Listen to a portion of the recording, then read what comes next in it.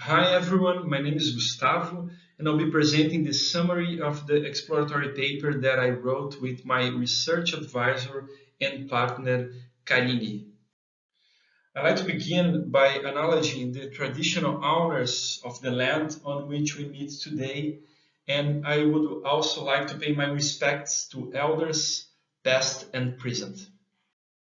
Well, we all know that today there are different critical views and practices that are aimed to build a participatory design that is truly democratic in its process and in its results, taking in consideration issues like race, gender, social position, and geographic location. From the perspective of Akama, Hagen and Whaanga-Schollum, we could say that the goal would be establishing a respectful, reciprocal, and relational participatory design.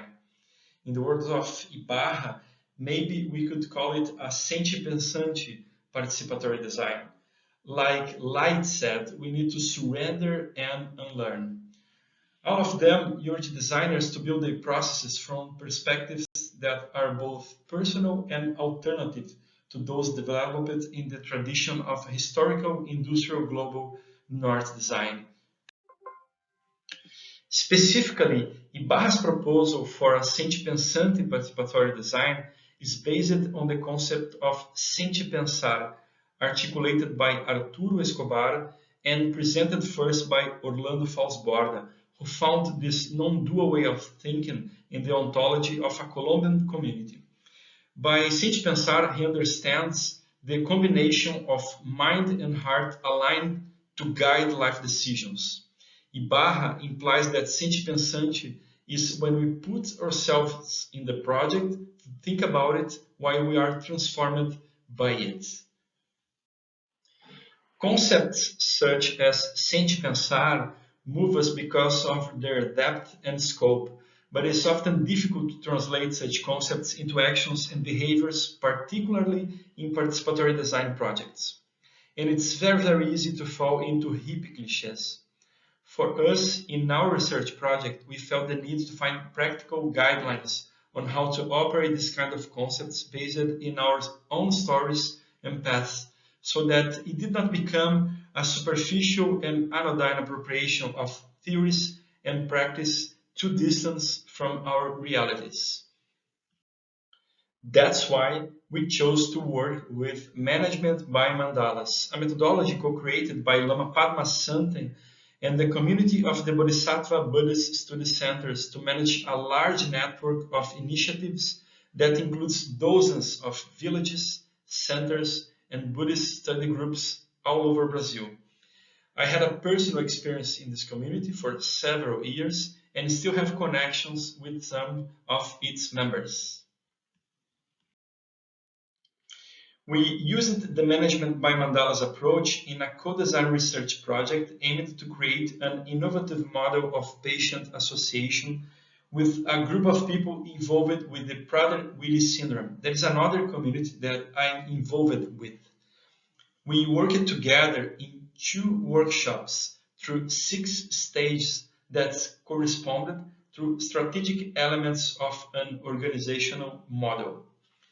That is displayed in the Social Innovation Strategic Mandala here, a tool built for the project based in the Social Innovation Scanner by Meroni, Fassi, and Simeone. From the management by mandalas methodology, we took 4 principles: calming the mind, recognizing co-emergency, sitting in a circle, and accepting people in their contexts. Those principles guided what we are calling Sentipensante co-design, because it blended thinking and feeling in the process. The principles do not by any means constitute a ready-made formula. They were selected for this project from various materials that contain management by mandalas orientations. For sure, there are many approaches that could produce the Sentipensare, but we highlight that a structured and authentic spiritual discipline goes beyond the occasional instrument resource. We think that serious internal reflection cannot be a simple step in a co-design process, something that is only related to a certain project, but rather a part of a continuous commitment of the designer to nurture and mature their sentipensar along their lives. In the case described in this paper, we maintain that we were able to develop a Sentipensante codesign when we explored a methodology which was intimate and meaningful to us, in addition to offering an alternative to mainstream approaches. This methodology was not imposed on us, but chosen among other possibilities. We had some fluency in its ontology, methods, and operation. It was easier for us to identify both our bias and potentials for openness.